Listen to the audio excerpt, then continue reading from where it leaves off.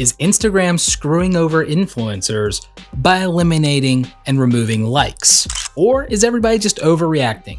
And what should you do about it as an influencer, especially if you're an influencer with a small following? Let's get into it. Hey everybody, this is Roberto Blake helping you create something awesome today. Welcome back to the channel.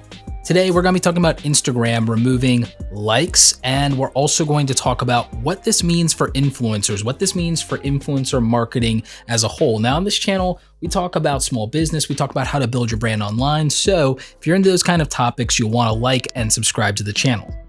Oh, and before I forget, you guys can follow me over on Instagram at Roberto Blake. I mostly do personal development and motivation content over there. So if you feel like that's something that would help you, make sure you check me out. Follow me at Roberto Blake. And also feel free to leave me a voice DM. I usually actually respond to the voice DMs on the mornings or in the late evening after I do my workout. So looking forward to hearing from you.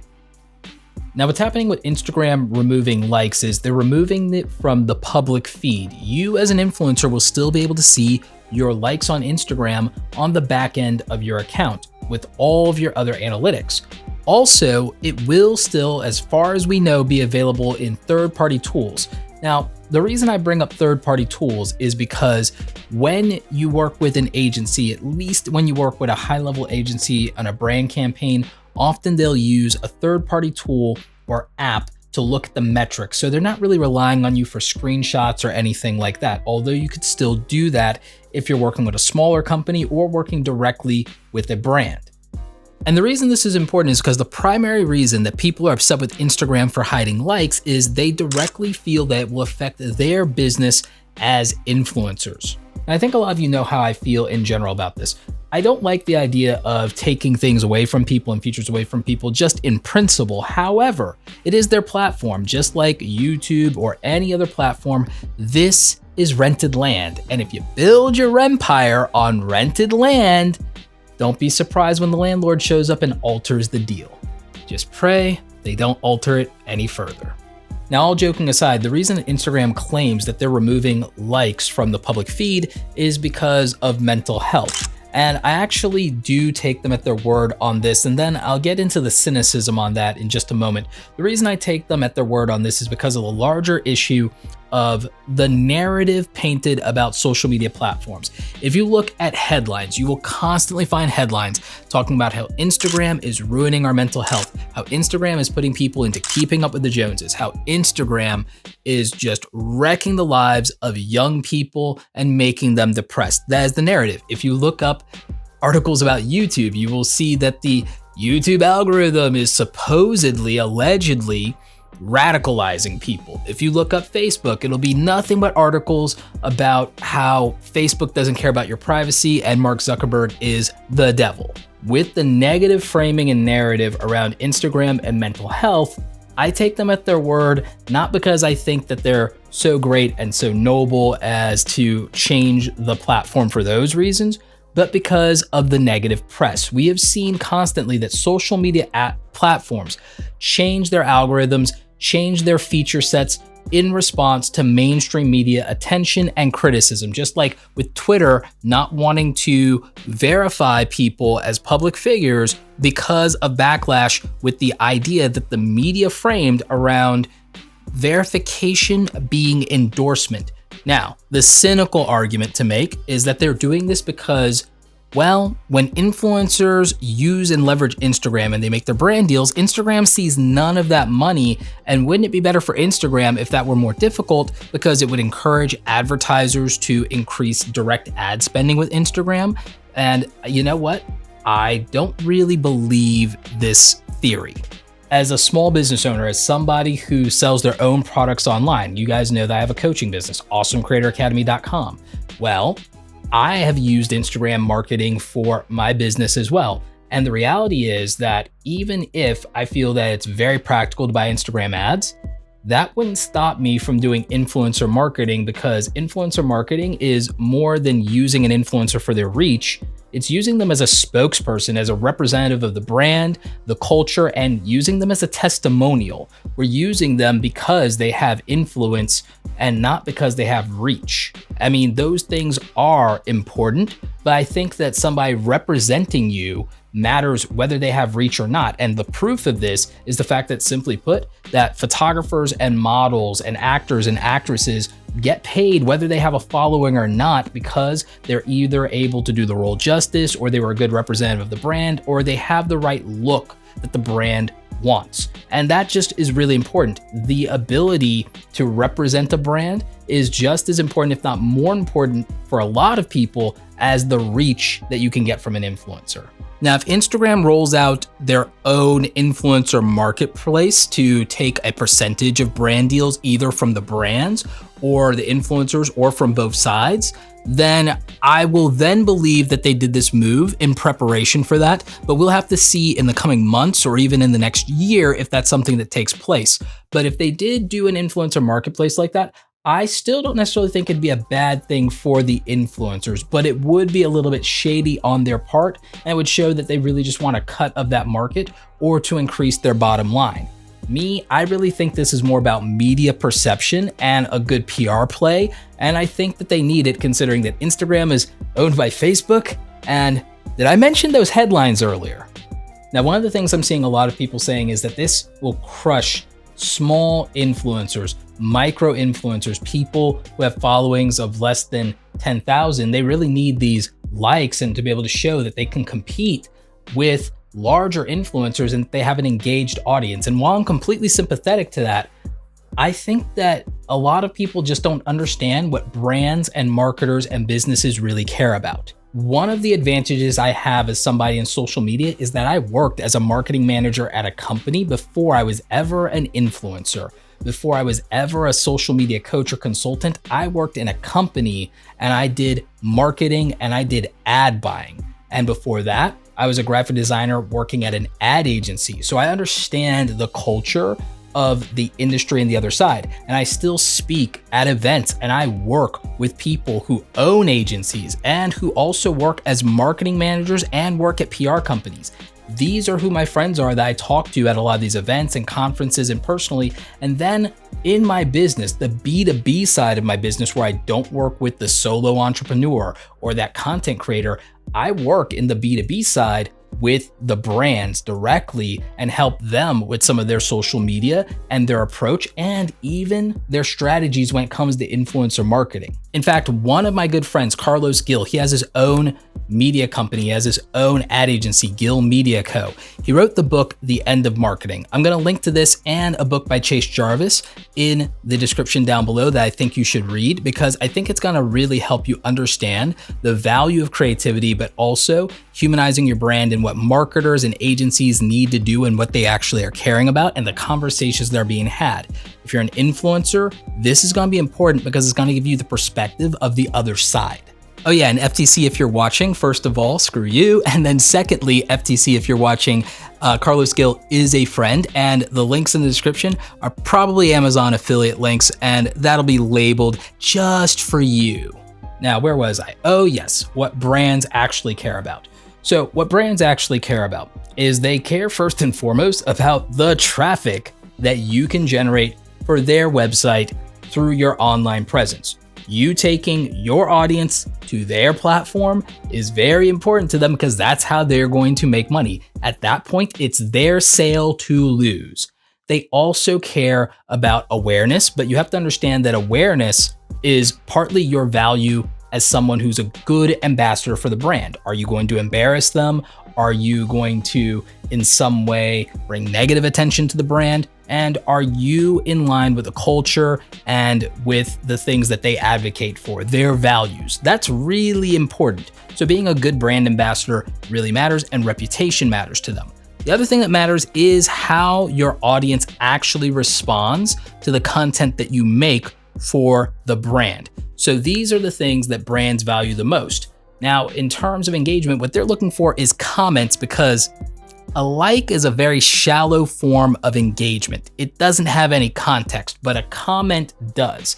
And so that tells a brand how someone feels about you, the creator, or they as the brand, or the content itself. And that's going to help them in evaluating whether this was a good partnership or not. Now, when you understand that, the bigger issue here is the fact that there are influencers who will be very quick to say that if I don't get likes, then I can't possibly charge what I'm charging. That is a you problem, homie. That is about how you negotiate and how you sell yourself, because you've convinced yourself as an influencer that your value is purely and only your reach. You haven't decided to market and sell yourself based on your representational value, nor the value of your creative and your creative ability. What you failed to realize is that if you're an influencer, then that means that you are the talent. So that's part of it. You are also the marketer, and that's how you're going to get the reach, but you are also the creative director. You are the photographer, the videographer, the producer, the editor, the script writer. You are all those things. And in the real world, all of those people get paid regardless of how much reach or how much engagement something has. Here's a fun fact for you guys who don't know about how some of the industry works. I have friends who are working actors and working models. And what you guys may not realize is there's something called an industrial. An industrial is a type of creative, or what you might think of as an advertisement, that really is just either for the internal company, the industry, or the trade shows. It's not for public consumption. And did you know that models, actors, actresses, all the people who work on that, they're getting paid to produce creative that will never see the light of day for the public?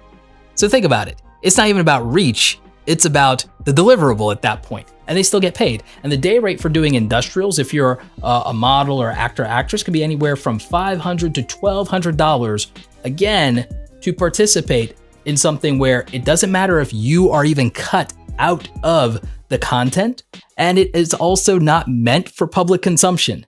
And it still is worth anywhere from $500 to $1,200 for you as a day rate, just for showing up, whether you're used in the material or not, whether it goes out or not.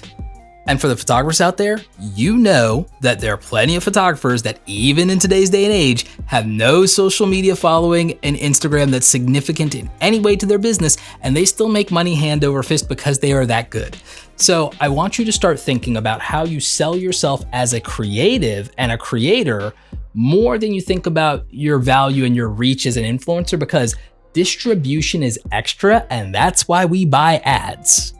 Now, with that being said, I would encourage you to watch this video that I did on brand deals and sponsorships. I think it's gonna be enlightening for you, and I'm planning to do some more detailed videos about sponsorship and brand deals, especially around pricing, because I think a lot of you are just not selling yourselves well. You lack the right negotiating skills, and you don't understand the industry. You're leaving a lot of money on the table. You're underselling yourself and you're undervaluing yourself because you got caught up in clout culture, and you really think that your reach and your views and your likes and your follower count is what matters. And I can tell you what matters is traffic and conversion, my friend. That's what matters, and also how you represent the brand. You know, funny story, influencers that have reach and have authority, that also are not vulnerable to being an embarrassment down the road to be associated with, are in short supply because of clout culture and doing anything and everything for the culture. So with that in mind, reputation really matters. And before I tell you what else you can do, I want to give you one more example in terms of why this likes thing should be irrelevant. And then I'm going to move on to two more points that I have to make. There are creators that I personally know that make $100,000 a year because not they're following likes, views, or any of that, but they are doing licensing. They are making content for the brands for their social media, especially in Instagram, and making $100,000 in Instagram, regardless of their following and engagement, because they just make better content than the brand can do itself. They are that good, and that really matters. So I want you to really consider the value of your creative and your creativity, and really understand that reach is extra, and you should charge accordingly. Now, with all that in mind, I genuinely believe that removing likes might have a negative impact initially on the total number of likes that you see in the back end and overall engagement. And I have some things that you can do about that, but I just believe that that will be a market correction, and then we'll get to a new normal probably very quickly, and it really won't matter. I also believe that without public likes, quality content from smaller influencers with smaller followings will rise to the top, because we really just can't ignore that we're sucked in by things like groupthink, and that we don't make up our own minds. We assume that what's popular is also good, and we also want to belong to a group. We want to belong to that larger overall group, and that's why we like seeing those numbers go up when we contribute, because then we feel like a part of something, which is really shallow if you think about it, but it's just the way that our minds are wired, and I accept that, and you should too. But knowing that, if you take the vanity metric away, which I know people don't like things being taken from them, but if you take away the vanity metric, we're left with scrolling through things and then deciding without any external factor whether we like them or not, whether they get our attention or not, whether we think this is good content or not, whether we think this is interesting or not, without the court of public opinion deciding for us. I mean, novel concept, independent thought, who would have guessed? And the reason I'm very passionate about this is because what is popular is not also good. It's just popular. There are so many people that I see as small influencers, small YouTubers, that make a superior quality of content and product to people who are much larger than them. With all that being said, with those vanity metrics gone, I think that a lot of smaller Instagram accounts actually have a fighting chance, maybe for the first time ever, to get more followers, more comments, and more engagement, because then we'll be left with just how do people genuinely feel about this in the comments. So that's at least some depth. If you're gonna follow opinions, it at least will be a somewhat informed opinion rather than a shallow like counter. And we also will be able to make up our own minds about what we're interested in without being really influenced by that shallow like number. So I think that creativity can actually win. My advice for any influencer watching this is to really just think about how do you put your audience first, and then with regard to your business and your brand deals, diversify your income, really pitch yourself on your creative ability, the content you create, and why you're a good ambassador for the brand. Don't worry about your vanity metrics as much. Try to encourage more comments and more interaction from your audience, and the rest will take care of itself. Like I said, I've done a whole set of videos on brand deals and how to get sponsorships and what brands really care about. So make sure you're watching those videos. I'll link to them up here in the info card and in the description down below. Also, feel free to ask me your questions in the comment section about influencer marketing and what you can do to get brand deals. Question of the day. How do you feel about this change on Instagram? Do you agree with me that this is just going to end up being a market correction and everything will be fine eventually? Or do you really feel like this is the end of influencer marketing and the end of an era? Let me know in the comment section. Like this video if you like it. Don't forget to subscribe. Check out the other awesome stuff here on the channel. As always, you guys, thanks so very much for watching. And don't forget, go out there and create something awesome today. Take care.